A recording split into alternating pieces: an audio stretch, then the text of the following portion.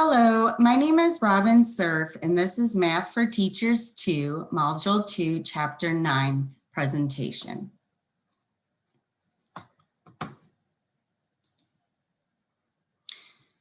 Question 1. How do the angles below correlate to each other? Well, let's go ahead and take a look. The angles I'm referring are labeled here. And the information we are given is that this angle is 63 degrees. And this angle is 61 degrees. We can see the triangle in the middle, and we know the sum of its angles is 180 degrees.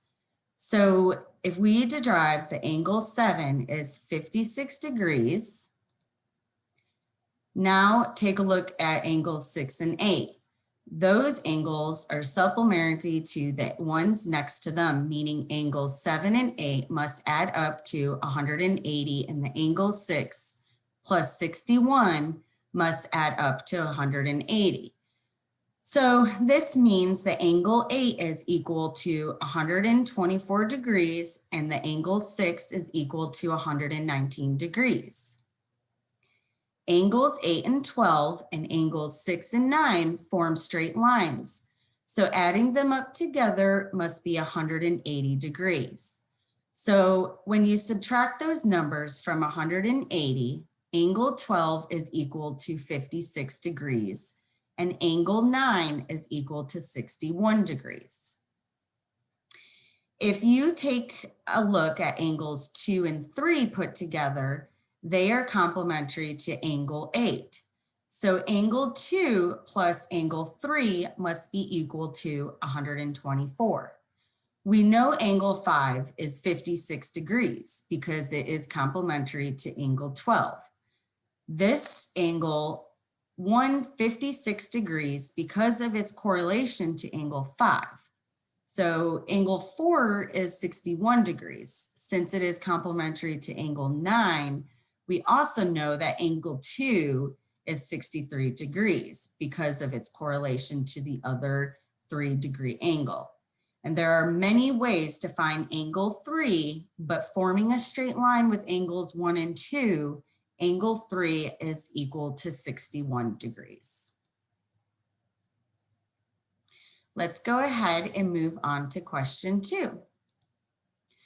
How do you find the measures of the angles below? Well, let's go ahead and look at our picture. We are given the information in the triangle here, and they would like us to determine the measure of angles labeled in blue. And we know that angle PCQ is 74 degrees and angle RBQ is 26 degrees. What we know immediately is that the 26-degree angle and angle 4 are corresponding angles. So the same can be said about the 74-degree angle and angle 6. Those two angles are corresponding. So angle 4 is 26 degrees and angle 6 is 74 degrees. Now we know that all three angles of a triangle must equal to 180. So we can easily find angles 3 and 8 with some simple addition and subtraction. Now we can find angles 2 and 7 because they form straight lines with their adjacent angles. Straight lines equal 180 degrees. So angle 2 is 100 degrees and angle 7 is also 100 degrees. Angle 1 is corresponding angle to both 3 and 8, which both equal 80 degrees. Our final angle 5 forms a straight line with angles 4 and 6. So when we add those two angles and subtract from 180, angle 5 is equal to 80 degrees. Let's go ahead and move on to question number 3. And question number 3, can you find the measure of the angles in the concave polygon? Well, let's go ahead and take a look. The sum of the measures of the interior angles is where n is the number of sides. So if we count the number of sides, which is 8, and plug that value in for n, we get 1080 degrees. That means that if we add up every angle inside the polygon, that must equal 1080 degrees. So this is what that looks like. If we work this down and solve for y, then y will equal 20.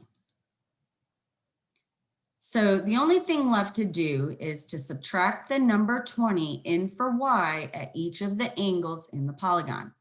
When you multiply each of those numbers by 20, then this is what the measure of those angles will look like.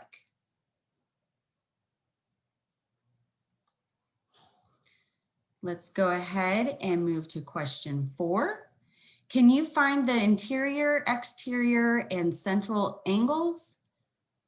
Well, let's take a look. Similar to the previous question that we were just on, each interior angle has a measure of n minus 2, 180 divided by n.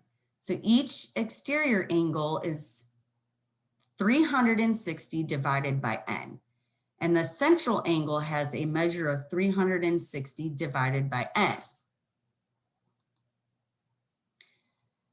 I've showed my work here. So remember, n is the number of sides, and this polygon has 9 sides. Now we simply substitute 9 for n into the equations. For the exterior and central angles, 360 divided by 9 is 40 degrees. When you substitute 9 in the interior angle, you should get 140. So these are our answers. Let's go ahead and move to question number 5. Okay, so what are the subsets of the tehedron DEGH? Well, let's go ahead and take a look.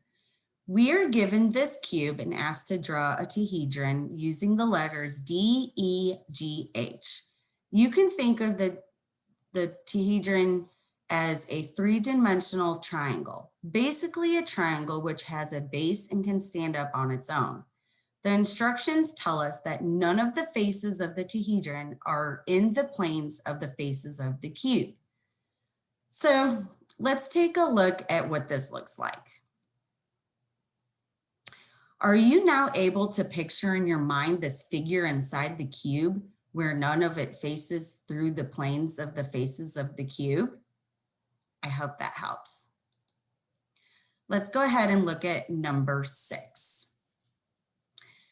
Do you understand what a Schlegel diagram is? A Schlegel diagram is basically a drawing of what you might see if you looked straight down on a 3-dimensional object. And we're also able to look through that object to see the other side. I'm going to show you some examples, but you really have to use your brain to envision what this 3-dimensional object might look like in real life. So let's take a look at the tehedron, which is basically the shape of a pyramid. If you look at it from the top down, it may look like this. Let's try another one called octahedron.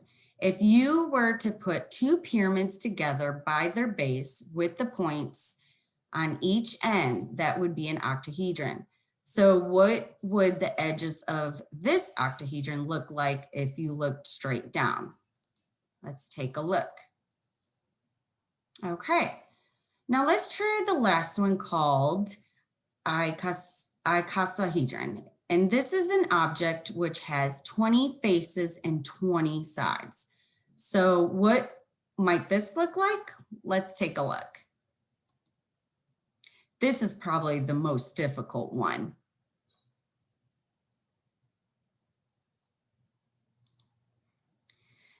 Thank you for joining me, and I hope you have a great day.